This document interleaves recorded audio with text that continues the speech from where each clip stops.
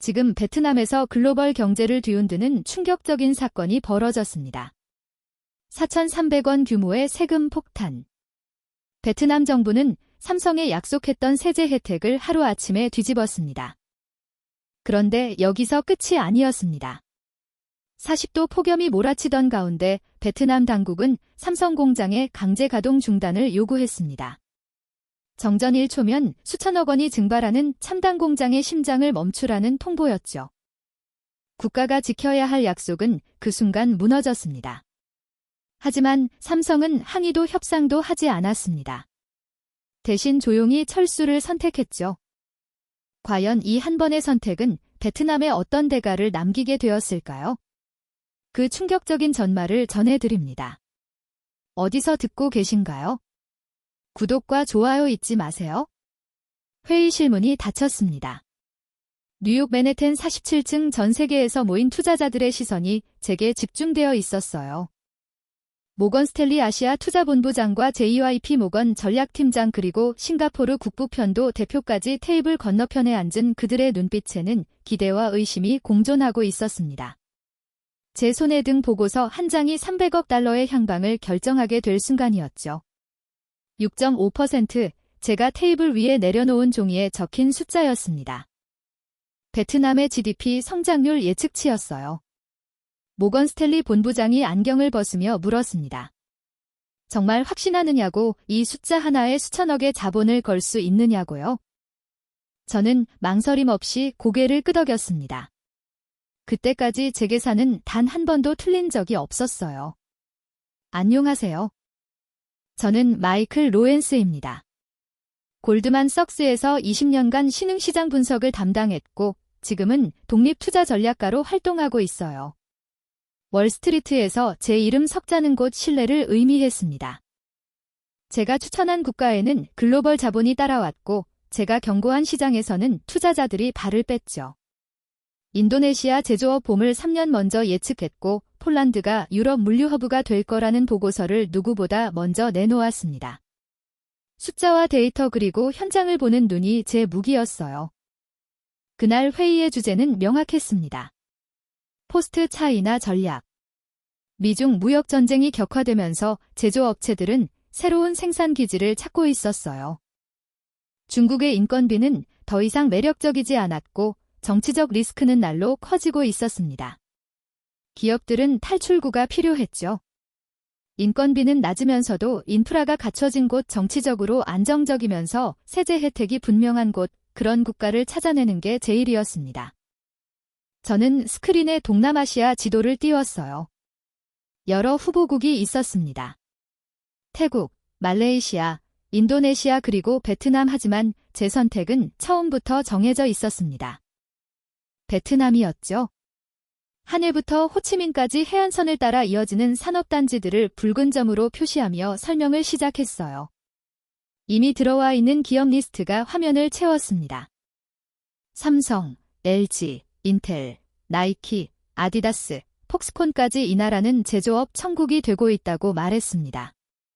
인구 구조는 젊고 노동력은 풍부하며 정부는 외국인 투자에 적극적이라고 설명했어요. 평균 연령 32세, 9,500만 명의 인구 중 절반 이상이 생산 가능 연령되었습니다. 게다가 교육 수준도 나쁘지 않았어요. 문의율은 95%를 넘었고 영어를 구사하는 젊은이들도 빠르게 늘고 있었습니다. JP모건 전략팀장이 끼어들었습니다. 리스크는 없느냐고, 정치적 변동성이나 인프라 부족 같은 문제는 어떻게 볼 것이냐고 물었어요. 타당한 질문이었습니다. 베트남은 여전히 공산당 일당 독재국가였고 법률 체계가 투명하지 않다는 지적도 있었으니까요. 하지만 저는 그런 우려를 하나씩 반박할 준비가 되어 있었습니다. 정치적 안정성은 오히려 장점이라고 답했어요. 일당 체제라는 건 정책의 일관성을 의미했습니다. 선거 때마다 정권이 바뀌고 정책이 뒤집히는 민주주의 국가들과 달리 베트남은 장기 계획을 밀고 나갈 수 있는 구조였죠. 실제로 베트남 정부는 2015 비전이라는 장기 개발 계획을 발표했고 그 핵심에는 외국인 직접 투자 유치가 자리 잡고 있었습니다. 인프라 문제도 빠르게 개선되고 있었어요. 하노이와 호치민을 잇는 고속도로가 완공 단계에 있었고 항반시설도 대대적으로 확충되고 있었습니다. 무엇보다 중요한 건 숫자였습니다. 저는 다시 한번 성장률 그래프를 강조했어요. 6.5% 이건 단순한 예측치가 아니라 지난 5년간의 평균치이기도 했습니다. 베트남 경제는 꾸준하게 그리고 안정적으로 성장하고 있었어요. 수출액은 매년 20%씩 증가했고 외국인 직접 투자는 360억 달러를 돌파했습니다. 이런 추세라면 2025년에는 베트남이 동남아시아 제조업의 중심지가 될 거라고 확신했습니다. 싱가포르 국부펀드 대표가 조심스럽게 물었습니다. 중국과의 관계는 어떻게 보느냐고, 혹시 정치적 압력 같은 게 문제가 되지 않겠느냐고요. 베트남과 중국의 역사적 관계를 고려하면 충분히 나올 만한 질문이었죠. 하지만 저는 이것도 이미 계산에 넣어두었습니다. 베트남은 중국의 영향권에 있으면서도 독립적인 노선을 유지하고 있다고 설명했어요. 남중국의 영유권 분쟁에서도 자기 목소리를 냈고 미국과의 관계 개선에도 적극적이었습니다. 오히려 이런 줄타기 외교가 베트남의 강점이라고 봤습니다. 중국도 무시할 수 없고 미국도 함부로 대할 수 없는 위치, 그게 바로 투자자들이 원하는 안정성이었으니까요. 제 설명이 끝나자 회의실은 잠시 침묵에 빠졌습니다. 모두가 자료를 다시 검토하고 있었어요. 저는 그 침묵이 긍정적이라는 걸 알았습니다. 반대 의견이 나오지 않는다는 건 제 논리에 빈틈이 없다는 뜻이었으니까요. 실제로 제가 준비한 보고서는 완벽했습니다. 거시 경제지표부터 산업별 성장률, 주요 기업들의 투자계획, 심지어 지역별 임금 수준까지 세세하게 분석해 두었어요. 모건 스탠리 본부장이 먼저 입을 열었습니다.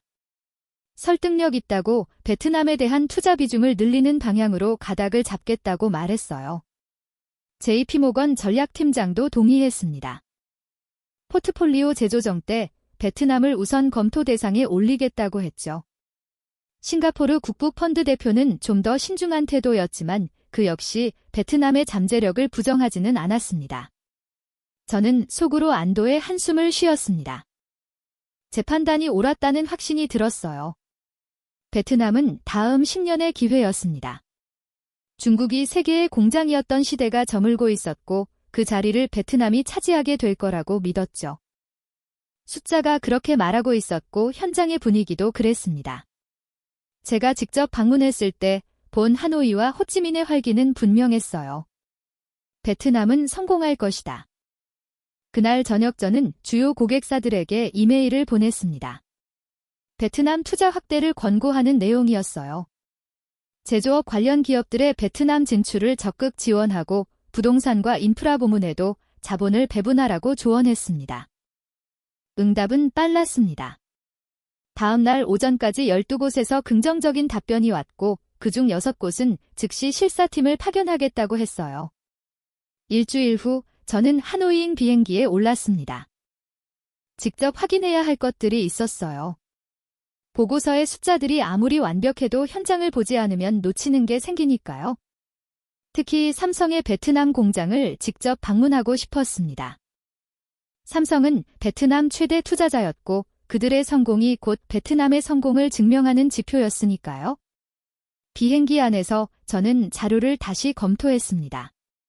삼성전자 베트남 법인의 투자 규모, 고용 인원, 생산량 같은 기본 정보들이었어요. 숫자들은 인상적이었습니다. 17조 원 투자 16만 명 고용, 베트남 전체 수출액의 4분의 1을 담당하는 규모였죠. 단순한 공장이 아니라 하나의 경제 생태계였습니다. 창밖으로 구름이 펼쳐져 있었어요. 저는 그 구름 사이로 베트남의 미래를 상상했습니다. 10년 후면 이 나라가 어떤 모습일지, 제 보고서를 믿고 투자한 사람들이 얼마나 많은 수익을 거둘지 생각하니 가슴이 뛰었습니다. 제 이름 석자가 또 한 번 전설이 될 거라는 확신이 들었어요. 그때는 몰랐습니다. 제가 보게 될 현장이 제 모든 계산을 뒤흔들어 놓을 거라는 거요. 숫자 너머 있는 진실이 얼마나 복잡한지, 그리고 신뢰라는 게 얼마나 쉽게 무너질 수 있는지 말입니다. 하지만 그 순간 저는 그저 확신에 차 있었습니다. 베트남은 옳은 선택이었고 재판단은 틀릴 리 없었어요.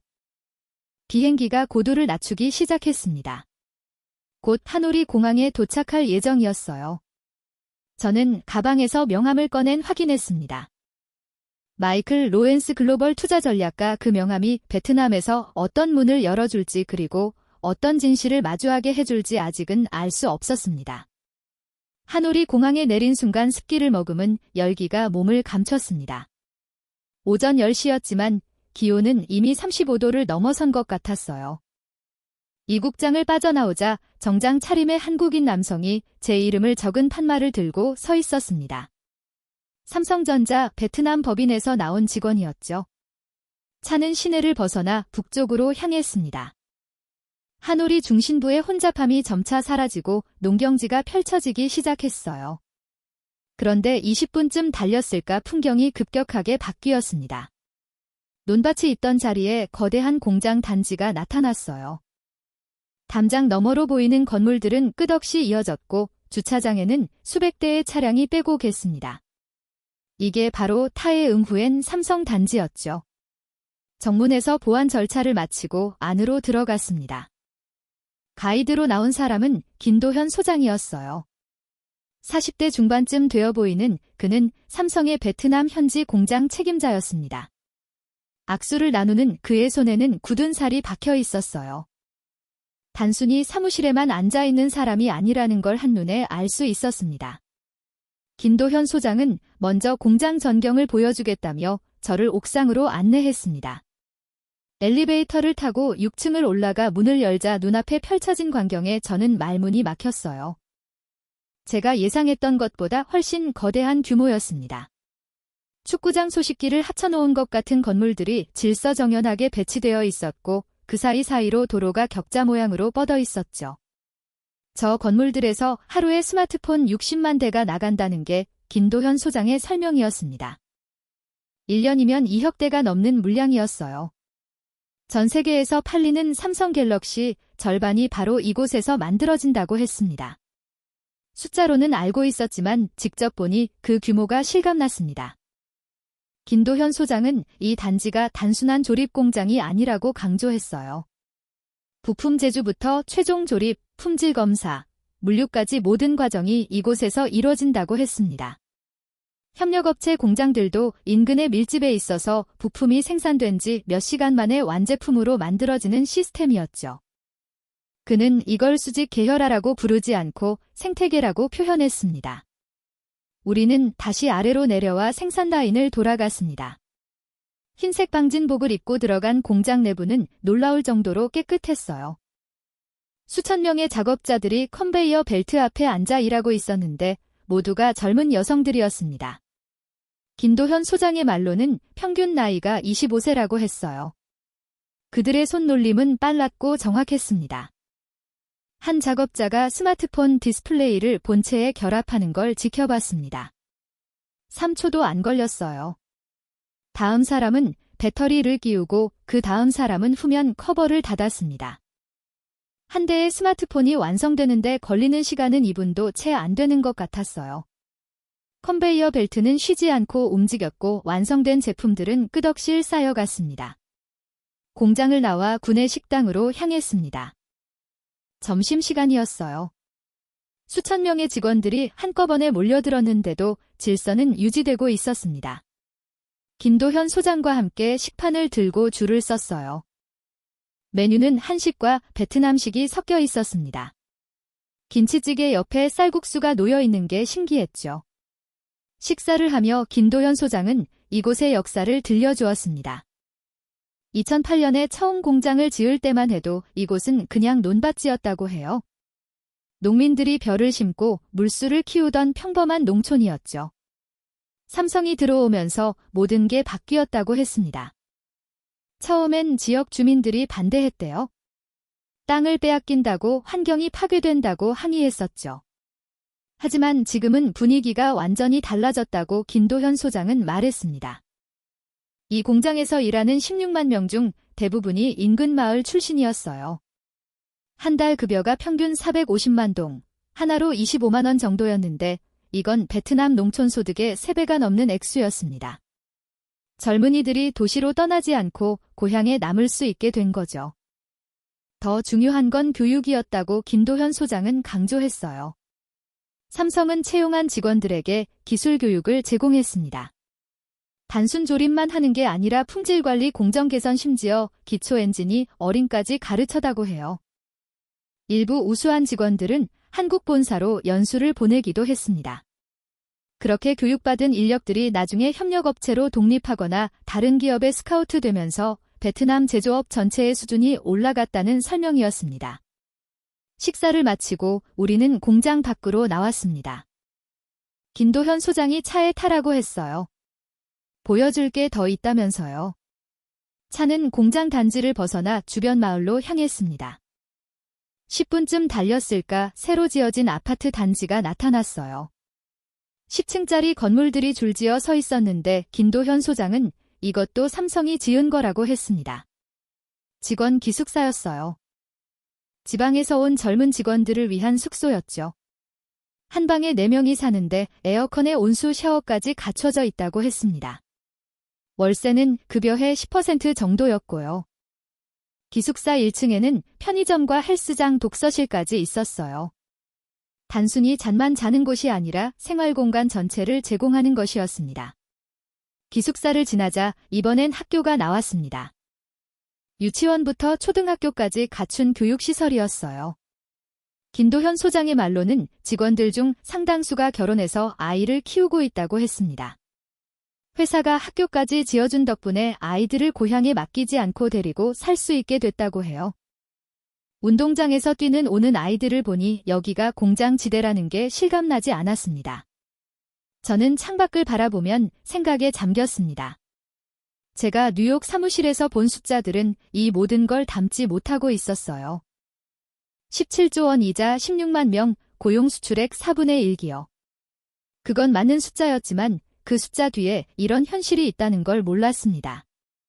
삼성은 단순히 제품을 만드는 공장을 세운 게 아니었어요. 하나의 도시를, 생활 공동체를 만들고 있었습니다. 커피를 마시며 김도현 소장은 자신의 이야기를 꺼냈습니다. 그는 2010년에 베트남에 처음 왔다고 해요. 당시엔 한국에서 파견 나온 관리자가 많았지만 지금은 대부분 현지인으로 바뀌었다고 했습니다. 베트남 직원들이 성장했기 때문이라고요. 초기엔 일일이 가르쳐야 했던 것들을 이제는 그들이 알아서 하고 심지어 개선안까지 내놓는다고 했습니다. 그의 목소리에는 자부심이 묻어났습니다. 자신이 단순히 공장을 운영하는 게 아니라 사람을 키우고 있다는 믿음이 느껴졌어요. 김도현 소장은 15년 후면 이 공장의 소장도 베트남 사람이 될 거라고 말했습니다. 그게 삼성의 목표라고, 단순히 값싼 노동력을 쓰려는 게 아니라 현지와 함께 성장하려는 거라고 간주했어요. 공장으로 돌아오는 길 전은 김도현 소장에게 물었습니다. 베트남 정부와의 관계는 어떠냐고, 혹시 문제가 생긴 적은 없었냐고요. 그는 잠시 생각하더니 대체로 좋다고 답했습니다. 정부도 삼성의 중요성을 알고 있고 필요한 지원은 해준다고 했어요.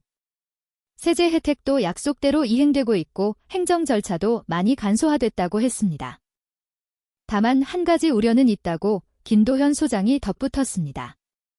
최근 들어 정부 관련들의 태도가 조금씩 달라지는 것 같다는 느낌을 받는다고 했어요. 예전엔 삼성을 극진이 되었는데 요즘은 당연하게 여기는 분위기라는 겁니다. 마치 삼성이 베트남의 신세를 진 것처럼 말하는 사람들이 늘어났다고 해요. 저는 그 말을 듣고 불편한 기분이 들었지만 크게 신경 쓰지 않았습니다. 그저 현장에서 느끼는 사소한 감정 변화 정도로 생각했으니까요. 해가 기울기 시작했습니다. 하루 종일 돌아다녔더니 피곤이 밀려왔어요. 김도현 소장은 저를 호텔까지 배웅해주며 다음에 또 오라고 했습니다. 보여줄 게 더 많다면서요. 악수를 나누는 그의 손은 여전히 단단했습니다. 호텔방에 돌아와 저는 노트북을 열었습니다. 오늘 본 것들을 정리해야 했어요. 하지만 키보드를 두드리다가 멈췄습니다. 무슨 말부터 써야 할지 막막했죠. 제가 뉴욕에서 만든 보고서, 그 완벽해 보였던 숫자들이 갑자기 공허하게 느껴졌습니다. 삼성은 공장을 세운 게 아니라 사람들의 삶을 바꾸고 있었습니다. 그건 숫자로 환산할 수 없는 가치였어요. 그리고 그런 가치를 만들어낸 기업이 이 나라에서 제대로 대접받고 있는지 문득 확신이 서지 않았습니다. 김도현 소장이 마지막에 한 말이 계속 머릿속을 맴돌았어요. 정부 관료들의 태도 변화, 그게 단순한 기분 탓이기를 바랐습니다. 다음 날 아침 베트남 기획투자부로부터 연락이 왔습니다. 외국인 투자정책 설명회에 참석해달라는 내용이었어요. 제 명함을 받아본 김도현 소장이 정부 측에 제 방문 사실을 알렸던 모양입니다. 투자 전략가라는 직함이 그들의 관심을 끈 거죠. 정부 청사는 하노이 중심부에 있었고 회의는 오후 2시로 잡혀 있었습니다. 정부 청사 회의실에 들어서자 이미 20명 정도가 자리를 채우고 있었어요. 대부분 외국인 투자자나 기업 관계자들이었습니다. 저는 뒤쪽 자리에 앉아 배부된 자료를 훑어봤습니다. 베트남의 투자 환경 개선 현황, 주요 산업단지 소개 같은 내용이었어요. 예상 가능한 홍보성 자료였습니다. 회의가 시작되고 기획투자부 차관이 단상에 올랐습니다. 60대 초반쯤 되어 보이는 그는 유창한 영어로 베트남 경제의 성과를 나열했어요. GDP 성장률, 수출 증가율, 외국인 투자 유치 실적 같은 숫자들이 슬라이드를 채웠습니다. 제가 뉴욕에서 봤던 것과 같은 데이터였죠. 새로울 건 없었습니다. 차관의 발표가 끝나고 질의응답 시간이 되었습니다. 몇 가지 형식적인 질문이 오갔고 회의는 1시간 반 정도 진행된 후 차를 마시는 시간으로 이어졌어요. 참석자들이 335 모여 이야기를 나누고 있을 때 한 베트남 관료가 제게 다가왔습니다. 명함에는 안반투엔 기획투자부 국장이라고 적혀 있었어요. 40대 후반쯤 되어 보이는 그는 제 직함을 보더니 관심을 보였습니다. 안 국장은 제가 베트남을 어떻게 평가하는지 물었습니다. 저는 긍정적으로 본다고, 그래서 고객들에게 투자를 권하고 있다고 답했어요. 그러자 그는 만족스러운 표정을 지으며 베트남이 곧 동남아시아의 중심이 될 거라고 말했습니다. 자신감 넘치는 목소리였죠? 하지만 그 다음에 나온 말이 제 귀를 의심하게 만들었습니다. 안 국장은 베트남이 더 이상 외국 기업에 의존할 필요가 없다고 말했어요. 이미 충분한 기술과 인력을 확보했으니 이제는 베트남의 몫을 제대로 챙길 때라는 겁니다. 특히 삼성 같은 기업들이 베트남에서 너무 많은 이익을 가져간다고 했습니다. 기술 이전도 충분히 안 하면서 베트남 노동력만 이용한다는 식으로 말했어요. 저는 당황스러웠습니다. 제가 어제 본 현장과는 전혀 다른 이야기였으니까요. 삼성이 단순히 이익만 챙기는 게 아니라 지역사회 전체를 발전시키고 있다는 걸 직접 봤는데 말입니다. 저는 조심스럽게 반문했습니다. 삼성이 17조 원을 투자하고 16만 명을 고용했는데 그것도 착출하고 볼 수 있느냐고요. 안 국장의 표정이 굳어졌습니다. 그는 착장을 내려놓으며 말했어요. 투자와 고용은 삼성이 이익을 얻기 위한 수단일 뿐이라고요. 베트남의 땅과 인력이 없었다면 그런 이익 자체가 불가능했을 거라고 했습니다. 그러니까 이제는 베트남이 그에 합당한 대가를 요구할 권리가 있다는 논리였어요. 땅을 제공한 게 기술보다 중요하다는 식으로 들렸습니다. 저는 더 이상 말을 잇지 못했습니다. 안 국장은 미소를 지으며 자리를 떠났지만 저는 그 자리에 선체에 멍하니 서 있었어요. 방금 들은 이야기가 개인의 의견일까 아니면 정부의 공식 입장을 반영하는 걸까? 만약 후자라면 이건 심각한 문제였습니다. 계약과 약속을 일방적으로 바꾸려는 시도로 보였으니까요. 회의실을 나와 복도를 걷는데 일본 기업 대표가 저를 불러 세웠습니다. 그는 안 국장과 제가 나눈 대화를 멀리서 봤다며 조심하라고 충고했어요. 안 국장은 정부 내에서 강경파로 알려진 사람이라고 했습니다. 외국 기업들에게 더 많은 걸 요구해야 한다고 주장하는 쪽이라는 거죠. 다행히 아직은 소수 의견이지만 최근 들어 그런 목소리가 커지고 있다고 했습니다. 저는 그 일본인에게 감사 인사를 하고 청사를 빠져나왔습니다. 하노이 오브 햇살이 뜨거웠지만 등골은 오히려 선을 했어요. 택시를 타고 호텔로 돌아오는 내내 생각에 잠겼습니다. 제가 본 두 개의 베트남이 머릿속에서 충돌하고 있었어요. 하나는 삼성 공장에서 본 희망적인 모습 협력하며 함께 성장하는 모습이었습니다. 다른 하나는 안국장에게서 본 오만함과 불신 외국 기업을 착취자로 보는 시각이었죠. 호텔방에 돌아와 노트북을 켰습니다. 오늘 있었던 일을 정리해야 했어요. 안국장과의 대화, 일본 기업 대표의 경고, 모든 게 하나의 방향을 가리키고 있었습니다. 베트남 정부 내부에서 외국 기업 특히 삼성을 바라보는 시각이 달라지고 있다는 것이었죠. 저는 제 보고서를 다시 열어봤습니다. 6.5% 성장률, 풍부한 노동력, 외국인 투자 유치 정책, 모든 지표가 여전히 긍정적이었어요. 하지만 숫자 뒤에 숨어있는 위험 신호를 저는 놓치고 있었던 겁니다. 정치적 리스크라는 항목을 제 보고서에 넣기는 했지만 그건 형식적인 문구에 불과했어요. 실제로 그게 얼마나 심각한 문제가 될 수 있는지 과소평가했던 겁니다. 창밖으로 하노이의 야경이 보였습니다. 불빛들이 반짝이고 있었지만 그 빛이 제게는 불안하게 느껴졌어요. 저는 키보드를 두드려 메모를 작성했습니다. 베트남 정부의 태도 변화 주시 필요, 외국인 투자에 대한 신뢰성 재검토, 요망, 삼성 관련 리스크 모니터링. 하지만 이런 메모들이 과연 충분할까요? 그들은 기술이 아니라 땅이 주인이라고 믿고 있었습니다. 안국장의 그 말이 계속 귓가에 맴돌았어요. 투자와 기술, 일자리 창출과 지역 발전, 그 모든 기여가 단지 땅을 빌린 대가라는 식의 논리였습니다. 만약 이게 베트남 정부 내부에서 힘을 얻는다면 삼성뿐 아니라 이곳에 투자한 모든 외국 기업들이 위험에 처할 것이었어요. 저는 노트북을 덮고 침대에 누웠습니다. 피곤했지만 잠이 오지 않았어요. 제가 월스트리트에 보낸 보고서들, 베트남에 대한 긍정적인 평가들이 머릿속을 스쳐갔습니다. 그 판단이 정말 옳았을까요? 숫자는 맞았지만 신뢰는 확인하지 못했습니다. 그리고 비즈니스에서 신뢰만큼 중요한 건 없었어요. 다음 날 아침 일찍 일어났습니다. 원래 계획은 오늘 저녁 비행기로 돌아가는 거였지만 항공편을 변경했어요. 이 불안한 느낌의 정체를 확인하고 싶었습니다. 혹시 제가 놓친 게 뭐가 있는지 좀 더 살펴봐야 할 것 같았어요. 김두현 소장에게 전화를 걸어 오늘 시간이 되는지 물었습니다. 직접 만나서 이야기를 나누고 싶다고 했죠. 그때는 몰랐습니다. 제 불안이 단순한 기후가 아니라는 거요. 그리고 머지않아 제 눈앞에서 신뢰가 완전히 무너지는 순간을 목격하게 될 거라는 것도요. 다음 날 아침 일찍 김두현 소장에게 전화를 걸었습니다. 그런데 수화기 너머로 들리는 그의 목소리가 평소와 달랐어요. 침착하게 말하려 애쓰는 게 느껴졌지만 그 밑에 깔린 긴장감을 숨길 수 없었습니다. 제가 만나자고 하기도 전에 그쪽에서 먼저 말했어요. 지금 당장 만날 수 있느냐고, 급한 일이 생겼다고, 제게 보여줄 게 있다고 했습니다. 30분 후 김두현 소장이 호텔에 도착했습니다. 그는 서류 가방을 던 채 로비 구석자리로 저를 안내했어요. 사람들 눈에 잘 띄지 않는 곳이었습니다.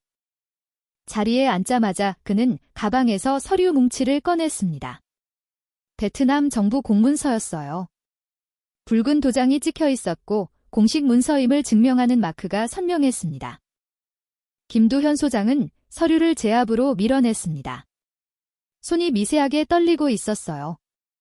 저는 첫 장을 펼쳤습니다. 베트남으로 작성된 문서였지만 하단에 영문 요약론이 첨부되어 있었습니다. 제목을 보는 순간 숨이 멎은 것 같았어요. 외국인 투자기업 세제 재평가 통지서 내용을 읽어내려가는데 믿을 수가 없었습니다. 베트남 정부가 2008년 삼성과 체결한 세제 혜택 약정을 재검토한다는 내용이었어요. 당초 15년간 법인 세면제 및 감면 혜택을 약속했었는데 그걸 일방적으로 수정하겠다는 겁니다. 재평가 결과 삼성이 과소 납부한 세금이 4,300억에 달한다고 명시되어 있었습니다. 저는 김두현 소장을 쳐다봤습니다. 이게 정말이냐고, 확인된 거냐고 물었어요. 그는 고개를 끄덕였습니다. 어제 5분 늦게 공문이 도착했다고 법무팀이 밤새 검토했는데 법적 근거가 바깥하지만 베트남 정부가 강행할 가능성이 높다고 했습니다. 이미 다른 외국 기업 몇 곳도 비슷한 통지를 받았다는 소문이 돌고 있다고 했어요. 4,300억 그 숫자가 눈에 박혔습니다. 단순히 큰 금액이어서가 아니었어요. 그건 계약 파기를 의미했습니다. 삼성이 베트남에 투자를 결정할 때 세제 혜택은 핵심 조건이었어요. 정부가 15년간 안정적인 세제 환경을 보장한다고 약속했고 그 믿음 위에 17조 원이라는 천문학적 투자가 이뤄진 겁니다. 이제 와서 그 약속을 뒤집는다는 건 신뢰의 근간을 무너뜨리는 행위였습니다. 금도연 소장이 다음 장을 넘겼습니다. 정부의 입장을 설명하는 문서였어요. 요지는 이랬습니다. 당초 세제 혜택은 베트남 경제가 어려운 시기에 외국 자본을 유치하기 위한 불가피한 조치였다고 하지만 이제 베트남 경제가 성장했으니 정상적인 세율을 적용하는 게 공정하다는 논리였습니다. 그리고 삼성이 베트남에서 얻은 이익을 고려하면 추가 세금은 합당하다고 주장했어요. 저는 서류를 테이블에 내려놓았습니다. 머릿속이 복잡했어요. 안 국장이 했던 말이 떠올랐습니다. 베트남의 목숫을 챙길 때라던 그 말땅이 주인이라던 그 오만함이요. 이게 바로 그들이 말하던 베트남의 목숫이었습니다.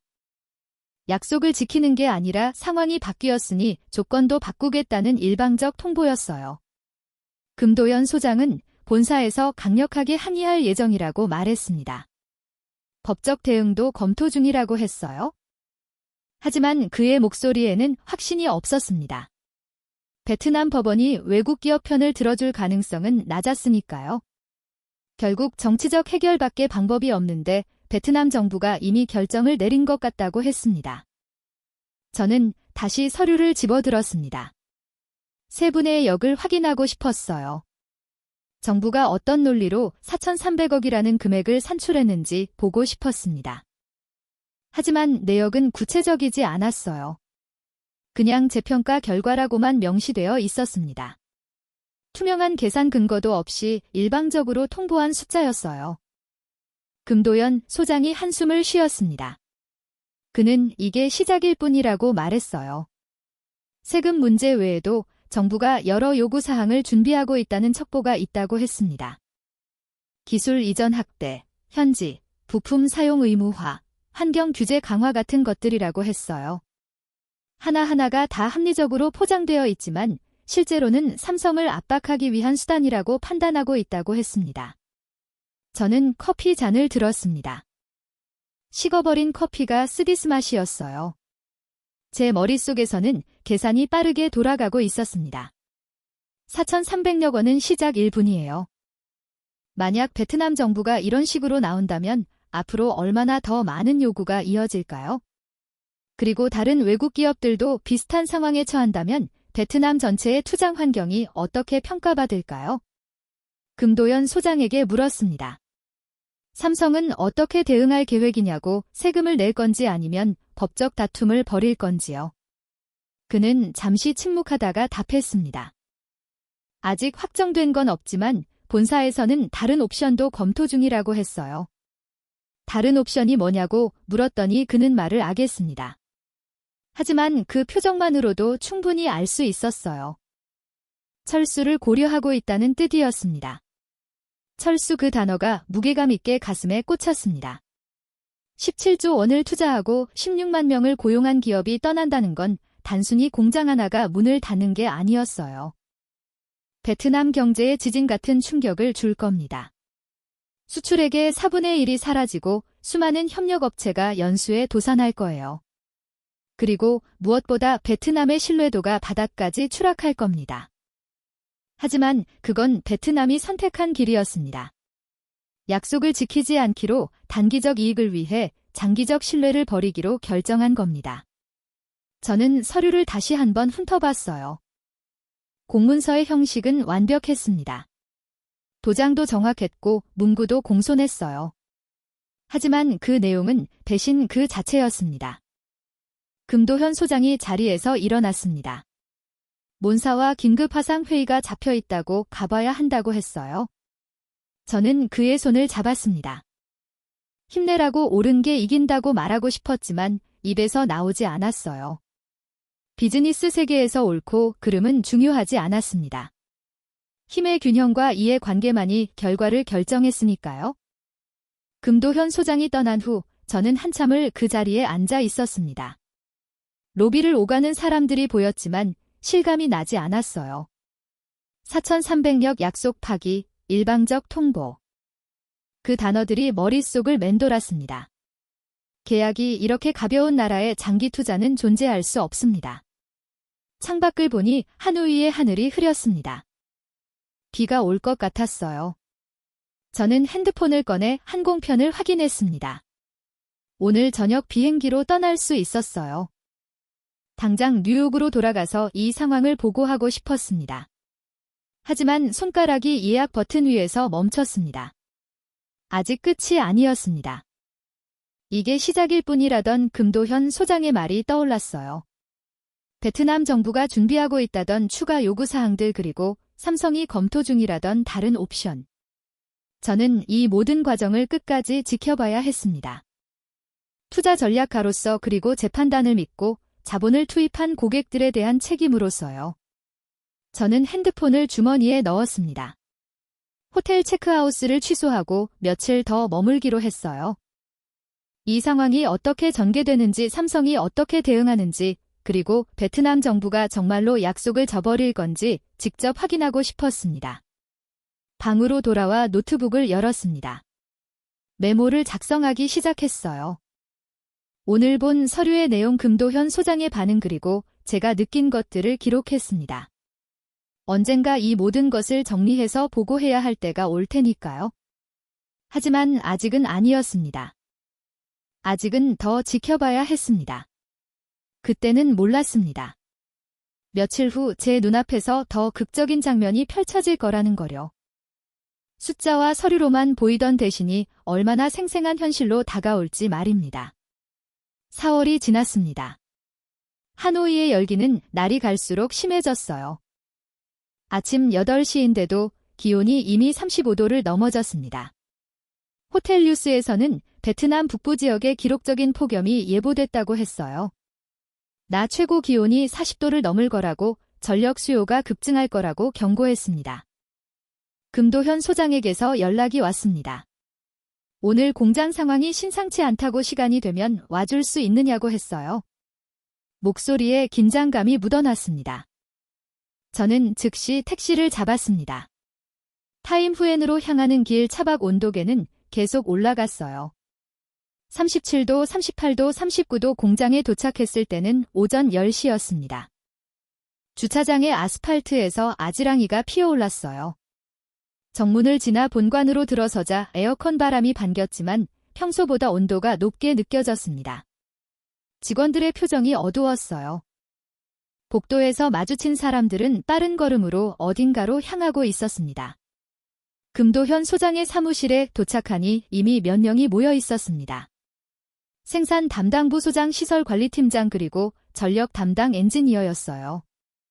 모두 심각한 얼굴이었습니다. 금도현 소장이 저를 보더니 바로 상황을 설명했습니다. 1시간 전 베트남 전력 공사로부터 공문이 왔다고 했어요. 폭염으로 인해 전력 수요가 급증했으니 오후 2부터 4시까지 공장 가동을 중단하라는 내용이었습니다. 가동을 멈추지 않으면 강제 송전 차단을 실시할 수 있다는 경고도 함께요. 저는 그 말을 듣고 잠시 멍했습니다. 공장을 멈추라고요? 생산 담당부 소장이 설명을 이어갔습니다. 삼성 스마트폰 생산 라인은 멈출 수가 없다고, 한번 가동을 중단하면 제가 돈까지 최소 6시간이 걸린다고 했어요. 그 사이 생산 라인에 있던 모든 반 제품이 폐기 처리되어야 한다고 했습니다. 게다가 정밀 장비들은 갑작스러운 전원 차단에 손상을 입을 수 있다고 했어요. 금액으로 환산하면 수천억 원의 손실이라고 했습니다. 전력 담당 엔지니어가 덧붙였습니다. 더 심각한 건 데이터 손실이라고 했어요. 생산 공정 중인 제품들의 정보가 모두 날아가면 품질 관리 자체가 불가능해진다고 했습니다. 어떤 부품이 어떤 제품에 들어갔는지, 언제 어떤 검사를 통과했는지 그 모든 기록이 사라진다는 겁니다. 김도현 소장이 전력공사와 통화를 시도했다고 했습니다. 하지만 담당자는 정보 방침이라며 예외를 인정할 수 없다고 했대요. 삼성만 특혜를 줄 수 없다는 논리였습니다. 김두현 소장은 그게 말이 안 된다고 삼성 공장은 베트남 수출의 4분의 1을 담당하는데 그걸 멈추는 게 국가 경제에 얼마나 큰 타격인지 모르냐고 따졌다고 해요. 하지만 전력공사는 방침은 방침이라며 전화를 끊었다고 했습니다. 저는 창밖을 봤습니다. 공장 단지가 햇빛 아래 펼쳐져 있었어요. 수만 명이 일하고 있는 그곳을 오후 2시에 멈추라는 겁니다. 단 2시간만요. 하지만 그 2시간이 어떤 의미인지 베트남 정부는 이해하지 못하거나 이해하고 싶지 않은 것 같았습니다. 시설관리팀장이 대안을 제시했습니다. 자체 발전기를 가동하면 어떻겠느냐고요? 비상용 발전 설비가 있으니 그걸로 최소한의 라인만이라도 유지할 수 있다고 했습니다. 하지만 전력 담당 엔지니어가 고개를 저었어요. 발전기 용량으로는 전체 라인의 10%도 감당할 수 없다고 그나마 핵심 서버와 냉각 시스템 정도만 유지 가능하다고 했습니다.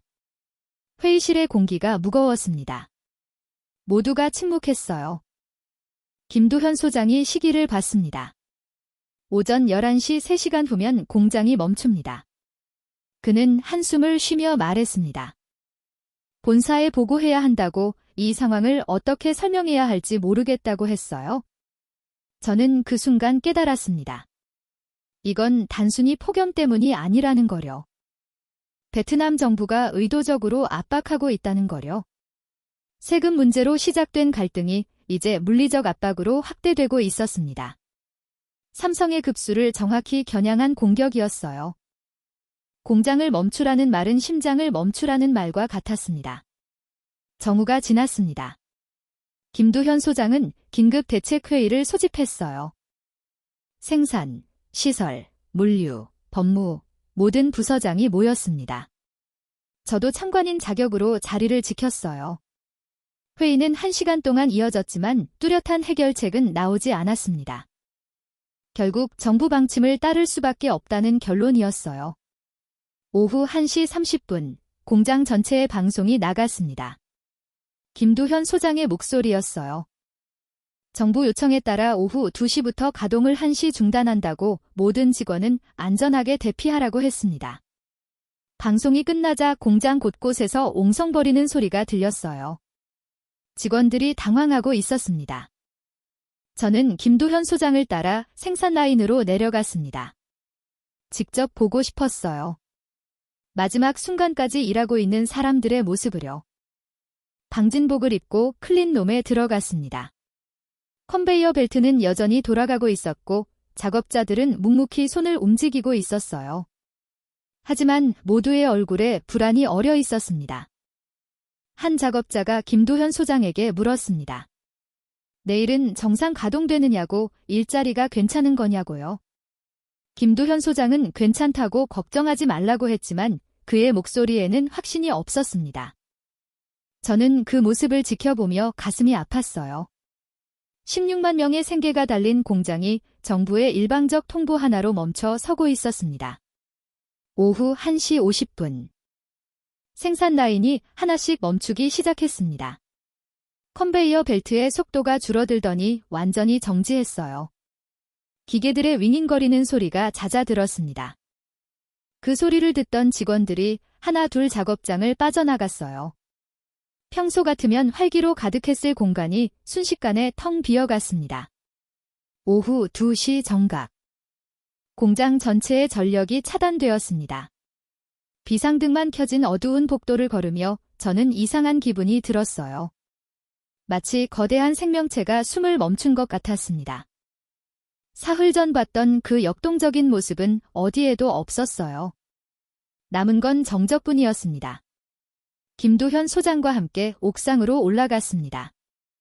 공장 단지 전체가 내려다 보였어요. 평소라면 트럭들이 바쁘게 오가고 직원들이 이동하는 모습이 보였을 겁니다. 하지만 지금은 아무것도 움직이지 않았어요. 햇빛만 뜨겁게 내릴 줄 알고 있었습니다. 온도계는 42도를 가리키고 있었습니다. 김두현 소장이 말했습니다. 이게 시작이라고 정부가 본격적으로 압박에 나섰다고 했어요. 책임으로 시작해서 이제는 가동 중단까지 요구하고 있다고, 다음엔 뭘 요구할지 모르겠다고 했습니다. 그의 목소리에는 분노보다 체념이 섞여 있었어요. 저는 대답하지 못했습니다. 할 말이 없었어요. 제가 뉴욕에서 베트남을 추천할 때 이런 상황을 예측했어야 했는데 못했습니다. 정치적 리스크라는 항목을 체크하긴 했지만 그게 이렇게 구체적이고 폭력적인 형태로 나타날 줄은 몰랐어요. 저는 호텔로 돌아왔습니다. 하루 종일 공장이 있었더니 몸이 녹초가 되었어요. 하지만 잠이 오지 않았습니다. 계속 생각났어요. 멈춰선 컨베이어 벨트, 어둠 속의 공장, 불안한 직원들의 얼굴이요. 이건 더 이상 비즈니스 문제가 아니었습니다. 신뢰의 문제였어요. 베트남 정부는 삼성에게 그리고 모든 외국 기업에게 메시지를 보내고 있었습니다. 우리가 원하면 언제든 너희를 멈출 수 있다고, 그러니 우리 욕을 들으라고 말이죠. 저는 그날 밤 결심했습니다. 이 모든 걸 기록하고 보고하고 세상에 알려야겠다고요. 베트남에서 무슨 일이 일어나고 있는지, 신뢰가 어떻게 무너지고 있는지 말입니다. 하지만 아직은 때가 아니었어요. 더 지켜봐야 했습니다. 다음 날 오후, 김두현 소장이 저를 삼성 R&D 센터로 안내했습니다. 공장에서 차로 10분 거리에 있는 곳이었어요. 어제 공장 가동 중단 사건 이후 저는 궁금한 게 생겼습니다. 삼성이 베트남에 처음 진출할 때 왜 반도체 공장이 아니라 스마트폰 공장을 선택했는지, 그리고 왜 공장보다 R&D 센터를 먼저 지었는지요.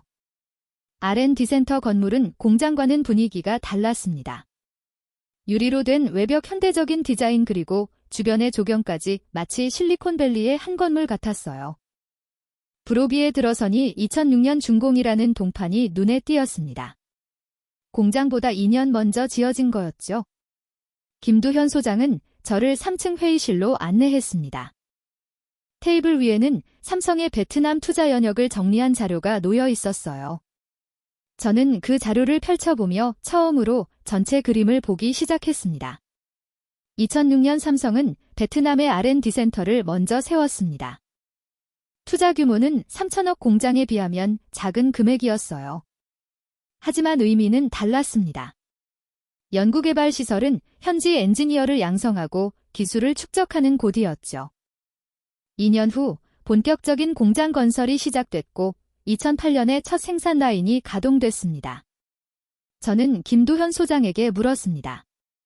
왜 처음부터 공장을 짓지 않고 R&D 센터로 시작했느냐고요? 그는 잠시 생각하더니 답했습니다. 리스크 관리였다고, 베트남이라는 시장을 테스트하는 과정이었다고 했어요. R&D 센터는 규모가 작아서 만약 문제가 생기면 철수하기도 쉽고 손실도 제한적이라고 했습니다. 그 말을 듣는 순간 무언가가 번뜩였습니다. 삼성은 처음부터 베트남을 완전히 신뢰하지 않았다는 뜻이었어요. 17조 원이라는 천문학적 투자를 한꺼번에 쏟아붓지 않았습니다. 단계적으로 조심스럽게 검증하면서 투자를 늘려갔던 겁니다. 김두현 소장이 다른 자료를 꺼냈습니다. 삼성의 글로벌 생산 거점 분포도였어요. 한국, 중국, 베트남, 인도, 브라질까지 여러 나라의 공장이 흩어져 있었습니다. 특히 눈에 띄는 건 반도체 공장이 위치였어요.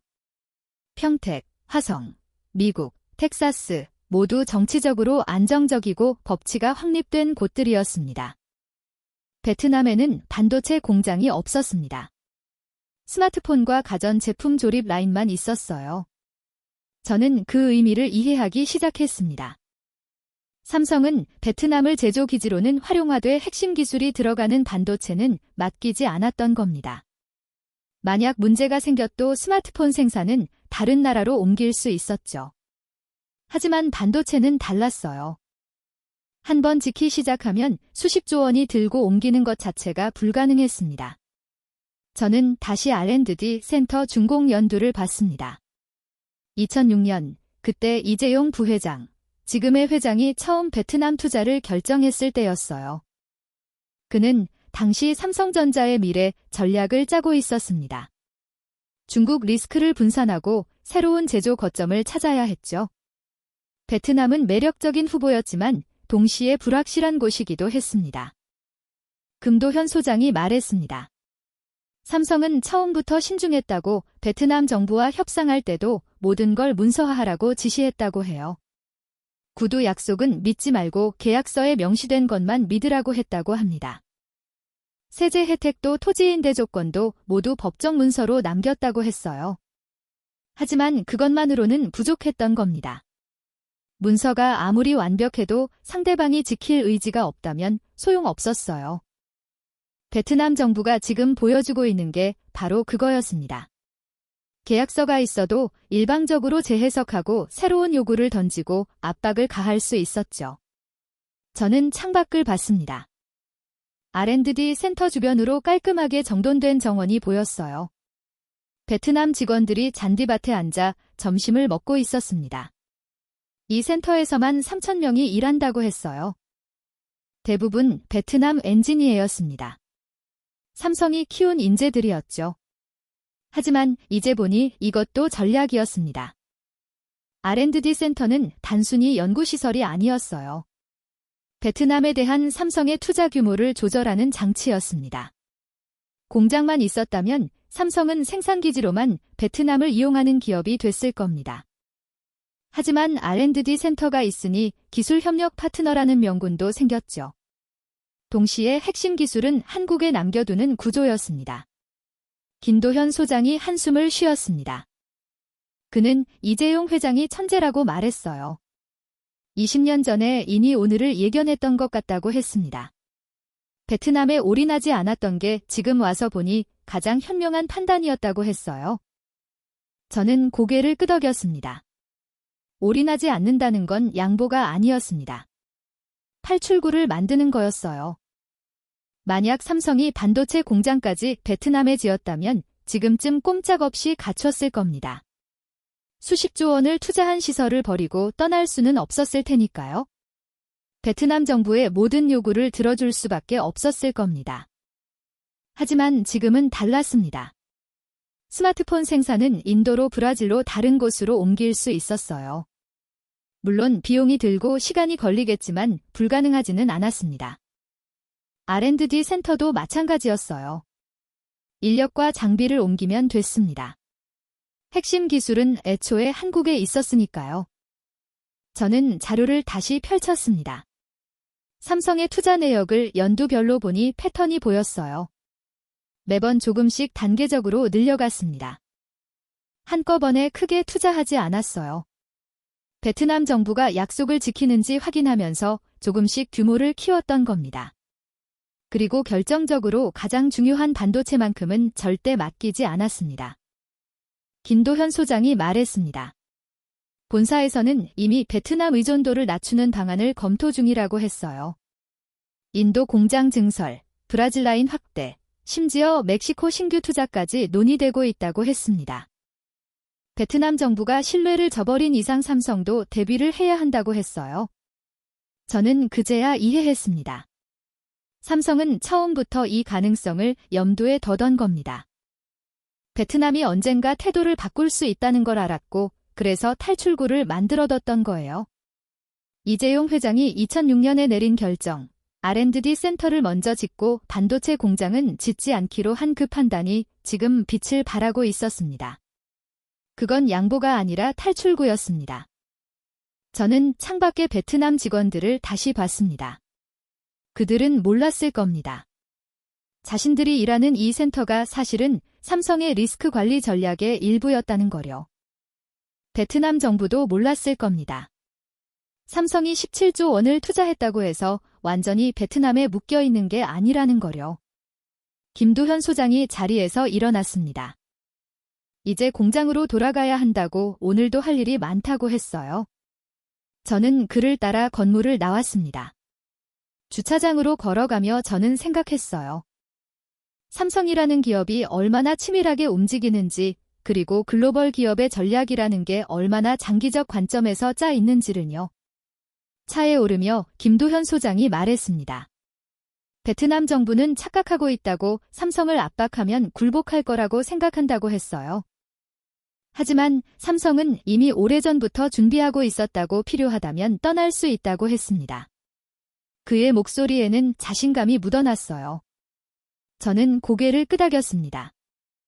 이제 남은 건 타이밍의 문제였어요. 삼성이 언제 어떻게 움직일 것인가? 그리고 그 결정이 베트남 경제에 어떤 충격을 줄 것인가? 저는 그 순간을 지켜보고 싶었습니다. 투자 전략가로서 그리고 이 모든 과정을 처음부터 본 증이 늘어서요. 호텔로 돌아오는 길, 저는 노트에 한 줄을 적었습니다. 삼성의 전략, 올인하지 않기, 그것이 가장 큰 투자였다. 이 통찰이 언젠가 제 보고서의 핵심이 될 거라는 걸 저는 알고 있었습니다. 호텔방으로 돌아오자마자 저는 노트북을 켰습니다. 더 이상 미룰 수 없었어요. 지난 일주일 동안 본 모든 것, 세제 약속 파기부터 공장 가동 중단까지, 그리고 오늘 꽤 다른 삼성의 전략까지 이 모든 걸 정리해서 보고해야 했습니다. 제 고객들에게 그리고 월스트리트에 말이죠. 커서가 빈 문서 위에서 깜빡했습니다. 제목부터 고민이었어요. 베트남 투자 환경 업데이트라고 쓰기엔 너무 약했습니다. 리스크 경보라고 하기엔 아직 공식적이지 않았죠. 저는 한참을 생각하다가 타이핑했습니다. 베트남 투자 등급 하향 조정 및 철수 권고 철 문장을 쓰는데 10분이 걸렸습니다. 어떻게 시작해야 할까요? 팩트부터 나열할까 아니면 결론부터 던질까? 결국 저는 가장 직접적인 방식을 택했습니다. 베트남 정부는 외국인 투자기업과의 계약을 일방적으로 파기하고 있습니다. 그 한 줄을 쓰고 나니 다음 문장들은 술술 나왔어요. 삼성과 체결한 세제 혜택 약정 재검토 4,300여 원 추가 세금 통보 폭염을 핑계로 한 공장 가동 중단 요구 하나하나 사실만 적었습니다. 감정을 배제하고 있는 그대로만 기록했어요. 하지만 그 사실들만으로도 충분히 심각했습니다. 세 페이지를 채우고 있을 때였습니다. 호텔 방문을 두드리는 소리가 들렸어요. 밤 9시가 넘은 시각이었습니다. 저는 룸 서비스를 주문한 적이 없었어요. 문 앞으로 다가가 물었습니다. 누구냐고요? 기획투자부 안반투엔입니다.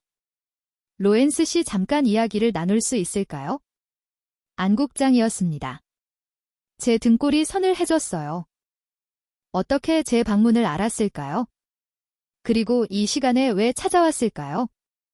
저는 잠시 망설이다가 문을 열었습니다. 도망칠 이유는 없었으니까요.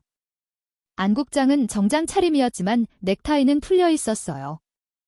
그는 미소를 지으며 들어왔습니다. 하지만 그 미소는 따뜻하지 않았어요. 저는 그를 소파로 안내하고 맞은편에 앉았습니다. 노트북 화면은 재빨리 꺼졌습니다. 안 국장이 먼저 입을 열었습니다. 베트남에 꽤 오래 머물고 있다고 좋은 여행이냐고 물었어요. 저는 비즈니스 차 왔다고 투자 환경을 살피고 있다고 답했습니다. 그는 고개를 끄덕이며 차잔을 들었어요. 제가 내용물을 한 모금 마시고는 본론을 꺼냈습니다. 로렌스 씨가 삼성 공장을 여러 번 방문했다고 들었습니다. 김두현 소장과도 자주 만나시더군요. 저는 깜짝 놀랐습니다. 저를 감시하고 있었다는 뜻이었어요. 하지만 겉으로는 태연하게 대답했습니다. 당연하다고. 삼성은 베트남 최대 투자자니까 당연히 주목할 수밖에 없다고 했죠. 안 국장은 웃었습니다. 하지만 눈은 웃지 않았어요. 혹시 로렌스 씨가 고객들에게 베트남에 대해 어떤 평가를 보고하실 생각인지 들어도 될까요? 직접적인 질문이었습니다. 저는 잠시 침묵했어요. 거짓말을 할 수도 있었지만 그럴 필요를 느끼지 못했습니다. 저는 솔직하게 답했습니다. 우려스럽다고. 최근 정부의 태도 변화가 투자자들에게 부정적으로 비칠 수 있다고 말이죠. 안 국장의 표정이 굳어졌습니다. 그는 찻잔을 테이블에 내려놓으며 말했어요. 로렌스 씨가 오해하고 있는 것 같다고. 베트남 정부는 외국 투자를 환영하지만 공정한 룰을 원할 뿐이라고 했습니다. 삼성이 너무 많은 혜택을 받았으니 이제 정상화하는 거라고 이게 뭐가 문제냐는 투였어요. 저는 반박했습니다. 계약을 일방적으로 바꾸는 건 공정한 게 아니라고 그건 신뢰를 저버리는 행위라고 말했어요. 안 국장은 목소리를 높였습니다. 신뢰는 상호적인 거라고 삼성도 약속을 지켰냐고 반문했어요. 기술 이전은 제대로 했냐고 베트남 인력 양성에 충분히 투자했냐고 따졌습니다. 저는 어이가 없었습니다. 삼성이 17조 원을 투자하고 16만 명을 고용했는데도 부족하다는 겁니까? R&D 센터를 짓고 현지 인력을 교육했는데도요. 안 국장은 비웃으셨어요. 그건 다 삼성 이익을 위한 거라고 베트남을 위한 게 아니라고 했습니다. 로맨스 씨 제가 왜 여기 왔는지 아십니까? 안 국장이 몸을 앞으로 숙이면 말했습니다. 목소리가 낮아졌어요. 그는 천천히 또 박도 박 말했습니다. 베트남에 대해 부정적인 보고서를 쓰지 말라고 그게 로맨스 씨를 위한 것이라고 했어요. 만약 베트남 경제에 타격을 주는 보고서를 낸다면 베트남 정부도 가만히 있지 않을 거라고 경고했습니다. 저는 그를 똑바로 쳐다봤습니다. 이건 위협이었어요. 노골적이고 직접적인 위협이었습니다. 저는 침착하게 물었습니다. 가만히 있지 않는다는 게 무슨 뜻이냐고요? 안 국장은 어깨를 으스켰습니다. 로맨스 씨의 비자 연장이 거부될 수도 있고 베트남 입국이 금지될 수도 있다고 심지어 명예훼손으로 고소될 수도 있다고 했어요. 저는 웃음이 나왔습니다. 진실을 말했는데 명예훼손이라니요. 하지만 안 국장은 진지했어요. 베트남 법으로는 가능하다고 국가 이미지를 훼손하는 외국인을 처벌할 수 있는 조항이 있다고 했습니다. 그리고 로맨스 씨의 고객들이 베트남에서 사업하는데도 불이익이 있을 거라고 덧붙였어요. 저는 자리에서 일어났습니다. 더 이상 들을 필요가 없었어요. 안 국장에게 말했습니다. 저는 제 일을 할 뿐이라고 진실을 보고하는 게 제 의무라고요. 협박으로 막을 수 있는 게 아니라고 했습니다. 안 국장도 일어섰습니다. 그는 문 쪽으로 걸어가며 마지막 말을 던졌어요.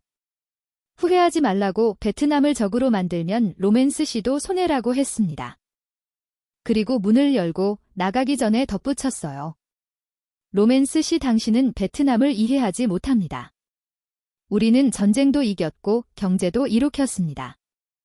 삼성 따위 없어도 우리는 잘 살 수 있어요. 문이 닫혔습니다. 저는 그 자리에 한참 서 있었어요. 손이 떨렸습니다. 분노 때문인지 두려움 때문인지 알 수 없었어요. 하지만 한 가지는 확실했습니다. 저는 이제 물러설 수 없었어요. 저는 노트북 앞으로 돌아왔습니다. 화면을 다시 켰어요. 제가 쓰던 보고서가 그대로 있었습니다. 저는 키보드에 손을 올리고 계속 타이핑하기 시작했습니다. 이번엔 더 강하게 더 명확하게 썼어요. 안 국장의 위협이 오히려 제 결심을 고쳤습니다. 6페이지까지 쓰고 나니 자정이 넘었습니다. 하지만 가장 중요한 부분이 남아 있었어요. 결론과 권고사항. 저는 심호흡을 하고 마지막 섹션을 작성하기 시작했습니다. 베트남은 더 이상 투자 적격 국가로 분류될 수 없습니다. 그 문장을 쓰는 순간 안 국장의 얼굴이 떠올랐습니다. 후회하지 말라던 그의 경고, 베트남을 적으로 만들지 말라던 협박. 하지만 저는 멈추지 않았어요. 오히려 더 정확하게, 더 냉정하게 써내려갔습니다. 권고사항을 나열했습니다. 첫째, 베트남 신규 투자 전면 중단. 둘째, 기존 투자 축소 검토. 셋째, 대한 국가 모색. 넷째, 법적 대응 준비. 각 항목마다 구체적인 실행 방안을 덧붙였어요. 어떤 산업부터 철수해야 하는지, 어느 국가를 대안으로 봐야 하는지, 손실을 최소화하려면 어떤 순서로 움직여야 하는지 마지막 문장을 썼습니다. 이 나라는 더 이상 투자 자격을 갖추지 못했습니다. 타이핑을 마치고 저는 전체 문서를 처음부터 다시 읽었어요. 오타는 없는지, 논리적 비약은 없는지, 팩트체크가 필요한 부분은 없는지 확인했습니다. 발송 버튼을 누르기 전 저는 잠시 망설였습니다. 안 국장의 위협이 현실이 될 수도 있었어요. 비자 거부, 입국 금지, 심지어 고소까지. 하지만 그게 뭐 어떻습니까? 제 일은 진실을 보고하는 것이었고 고객의 자산을 지키는 것이었습니다. 저는 수신자 목록을 확인했습니다. 모건 스탠리 JP모건 골드만 석스, 싱가포르 국부펀드 그리고 제 주요 고객사 30여 곳 위들이 운영하는 자산 규모만 해도 수천억 달러였어요. 제 보고서 하나가 그 자본의 흐름을 바꿀 수 있었습니다. 답장은 생각보다 빨리 왔습니다. 뉴욕은 지금 오전 11시 업무 시간이었어요. 첫 번째 회신은 모건 스탠리 아시아 본부장에게서였습니다. 충격적인 내용이다. 긴급회에 소집하겠다. 간단했지만 무게감이 있었어요. 이어서 답장들이 쏟아졌습니다. JP모건 베트남 관련 포지션을 즉시 검토하겠다고 했고 싱가포르 펀드는 신규 투자 계획을 전면 중단한다고 했어요. 어떤 곳은 더 자세한 정보를 요청했고 어떤 곳은 당장 베트남 현지 팀을 철수시킬 거라고 했습니다. 저는 노트북을 덮고 침대에 누웠습니다. 피곤했지만 잠이 오지 않았어요. 머릿속으로 계산이 돌아갔습니다. 제 보고서를 받은 기관들이 운영하는 베트남 관련 자산이 얼마나 될까요? 대략 500억 달러 정도로 추산됐어요. 하나로 60조 원이 넘었습니다. 만약 그 자본의 10%만 빠져나가도 베트남 경제에는 큰 충격이었습니다. 주식시장 폭락 환율 급등, 금융 불안. 연쇄 반응이 일어날 겁니다. 한 국장은 아직 모를 겁니다. 자신의 협박이 오히려 무엇을 촉발했는지요. 다음 날 아침 김도현 소장에게서 전화가 왔습니다. 무슨 일이냐고 갑자기 월스트리트가 난리라고 했어요. 저는 제가 보고서를 보냈다고 솔직하게 말했습니다. 더 이상 베트남을 추천할 수 없다고 투자자들에게 경고했다고요. 김도현 소장은 한참 침묵하다가 말했습니다. 잘했다고 누군가는 진실을 말해야 한다고요? 전화를 끊고 문 앞을 봤습니다. 안 국장이 어젯밤 서 있던 바로 그 자리였어요. 그는 저를 협박했지만 오히려 제 결심만 고쳤을 뿐이었습니다. 베트남은 스스로 무덤을 봤어요. 외국 투자자를 위협하고 언론인을 협박하고 진실을 억압하려 했죠. 하지만 자본은 그런 곳에서 살아남지 못합니다. 창밖을 봤습니다. 하노이는 여전히 평화로워 보였어요. 하지만 그 평화가 얼마나 갈지 저는 알고 있었습니다. 폭풍이 오고 있었고 안 국장도 베트남 정부도 그 누구도 막을 수 없었습니다. 석 달이 지났습니다. 저는 다시 베트남에 있었어요. 이번엔 투자 권유가 아니라 철수 자문을 위해서였습니다. 제 보고서 이후 월스트리트의 자본이 빠져나가기 시작했고 베트남 경제는 급격히 쉬어갔습니다. 그리고 마침내 그날이 왔어요. 삼성전자가 공식 발표를 했습니다. 베트남 생산 비중을 단계적으로 축소하고 인도로 주력 라인을 이전한다는 내용이었어요. 하노이 공항에 내리자마자 본 뉴스 속보였습니다. 베트남 언론은 발칵 뒤집혔고 정부는 긴급 대책회의를 소집했다고 했어요. 김도현 소장을 만나러 공장으로 향했습니다. 택시 기사가 말했어요. 요즘 경기가 너무 안 좋다고 삼성 때문에 먹고 살던 사람들이 다들 걱정이라고 했습니다. 창밖을 보니 석 달 전과는 분위기가 달랐어요. 공실 표지판이 붙은 건물들이 보였고 문을 닫은 가게들이 눈에 띄었습니다. 공장에 도착했을 때 주차장은 예전보다 텅 비어 있었습니다. 김도현 소장은 회의실에서 저를 기다리고 있었어요. 그의 얼굴에는 피로가 역력했습니다. 지난 석 달 동안 본사와 베트남 정부 사이에서 얼마나 고생했을지 짐작이 갔어요. 김도현 소장이 현황을 설명했습니다. 이니 생산 라인 3분의 1이 인도로 이전됐다고 내년 중으로 절반 이상이 옮겨갈 예정이라고 했어요. 직원 감축도 시작됐다고 했습니다. 16만 명이었던 인력이 이미 12만 명으로 줄었고 내년이면 5만 명 수준까지 내려갈 거라고 했어요. 협력업체들은 더 심각했습니다. 삼성 물량이 주면서 연쇄 도산이 시작됐다고 해요.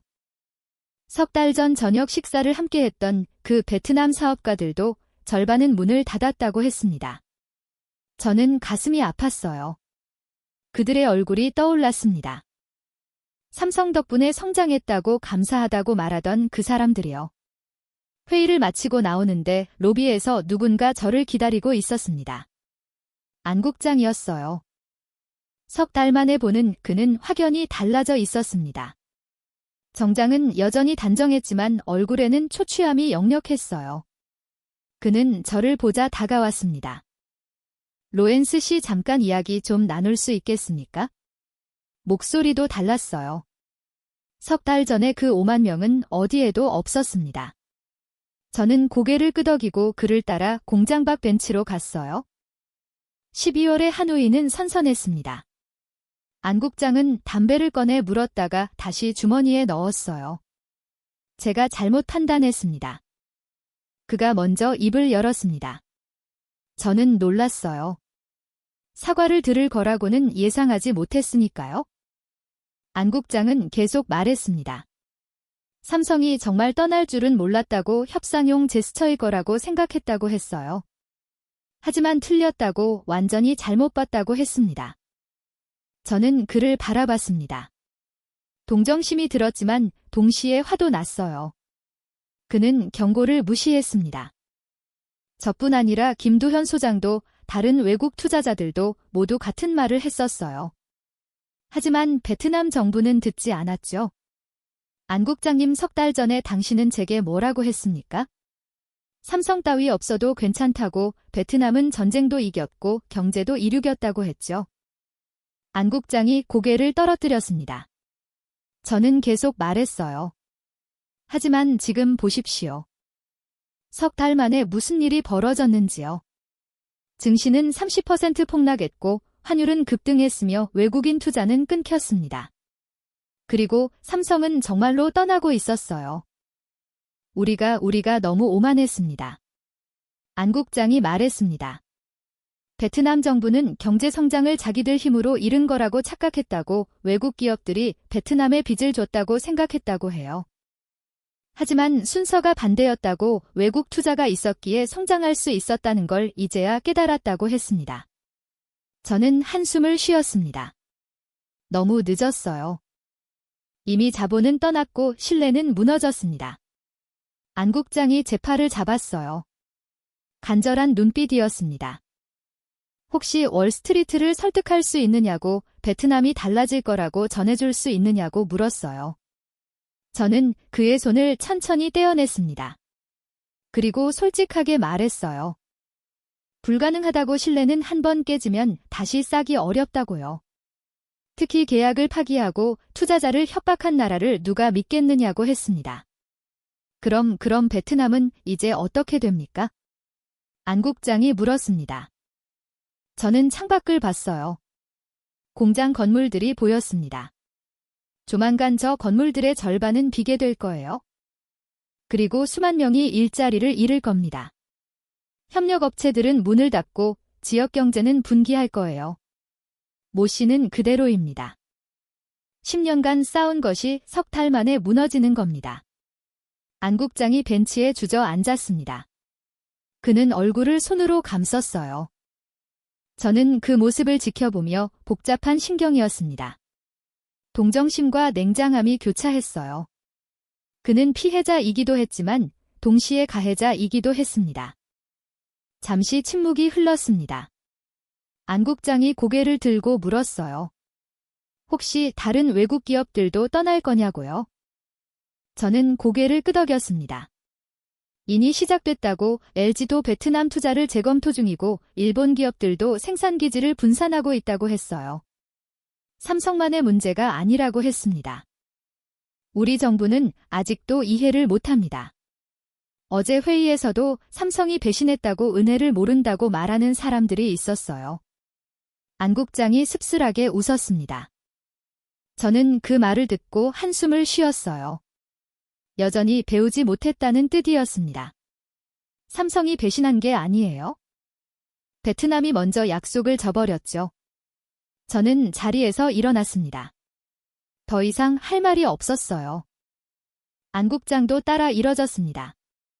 그는 마지막으로 물었어요. 혹시 언젠가 베트남이 다시 기회를 얻을 수 있을까요? 글쎄요. 10년 아니 20년은 걸릴 겁니다. 신뢰를 다시 쌓으려면요. 저는 솔직하게 답했습니다. 그리고 덧붙였어요. 하지만 그건 베트남 정부가 진짜로 변할 때만 가능하다고 약속을 지키고 투자자를 존중하는 나라가 될 때만요. 안 국장은 고개를 끄덕였지만 그의 눈에는 희망이 보이지 않았습니다. 헤어지며 안 국장이 마지막 말을 했습니다. 로렌스 씨 말이 맞았다고 자신이 석 달 전에 했던 협박을 사고한다고 했어요. 저는 괜찮다고 그것보다 베트남을 위해 이러라고 말했습니다. 진짜 변화를 만들려고요. 다음 날 저는 한 오일을 떠났습니다. 공항으로 가는 길에 다시 한번 거리를 둘러봤어요. 석 달 전보다 확연히 활기가 줄어든 게 느껴졌습니다. 공실 표지판, 문 닫은 가게들 그리고 불안한 표정의 사람들. 공항 라운지에서 저는 노트북을 열었습니다. 마지막 보고서를 쓸 시간이었어요. 제목은 이미 정해져 있었습니다. 베트남 케이스 스터디 신뢰의 침몰. 삼성이 떠난 게 아니라고 썼습니다. 신뢰가 떠난 겁니다. 계약을 지키지 않는 정부 투자자를 협박하는 권력 외국 기업을 착취자로 보는 시각. 그 모든 게 신뢰를 무너뜨렸어요. 그리고 신뢰가 없는 곳에서는 자본도 기수도 미래도 없었습니다. 제가 석 달 전 베트남을 추천했던 그 근거들을 다시 나열했습니다. 6.5% 성장률, 풍부한 노동력, 전략적 위치, 모두 여전히 유효한 장점들이었어요. 하지만 단 하나 신뢰가 무너지면서 모든 게 무의미해졌습니다. 마지막 문장을 썼습니다. 투자의 본질은 숫자가 아니라 신뢰입니다. 베트남은 숫자는 가졌지만 신뢰를 잃었습니다. 그것이 이 나라의 비극입니다. 탑승 안내방송이 나왔습니다. 저는 노트북을 덮고 게이트로 향했어요. 비행기에 오르며 창밖을 마지막으로 봤습니다. 하노이의 하늘은 맑았지만 그 아래의 미래는 어두웠어요. 자리에 앉아 안전벨트를 매는데 옆자리 승객이 말을 걸었습니다. 베트남 출장이었느냐고요. 저는 고개를 끄덕였습니다. 그는 자기도 그렇다며 한숨을 쉬었어요. 회사에서 베트남 철수를 검토 중이라고 삼성도 떠나는데 자기들이 남아있을 이유가 없다고 했습니다. 비행기가 이륙했습니다. 창밖으로 하노이가 점점 작아졌어요. 저는 안 국장이 얼굴을 떠올렸습니다. 그리고 김도현 소장, 베트남 직원들, 협력업체 사장들 모두 이 분계의 피해자였어요. 하지만 가장 큰 피해자는 베트남 국민들이었습니다. 정부의 오만함과 무지 때문에 수십만 명이 일자리를 잃게 될 거예요. 그리고 그 상처는 10년, 20년 후에도 남을 겁니다. 저는 창문에서 눈을 떼고 노트북을 다시 열었습니다. 고객들에게 보낼 메일을 작성하기 시작했어요. 베트남 철수 완료 보고였습니다. 이제 다음 기회를 찾아야 했죠. 인도, 멕시코, 동유럽 세상에는 기회가 많았습니다. 하지만 신뢰를 지키는 것만이 그 기회를 붙잡을 수 있었어요. 비행기가 구름 위로 올라갔습니다. 햇빛이 창문으로 쏟아져 들어왔어요. 저는 키보드를 두드리며 생각했습니다. 이 이야기를 기억하게 될 거라고, 신뢰가 얼마나 소중한지, 그리고 그것을 잃는 게 얼마나 쉬운지를. 요기 삼성이 떠난 게 아닙니다. 신뢰가 떠난 겁니다.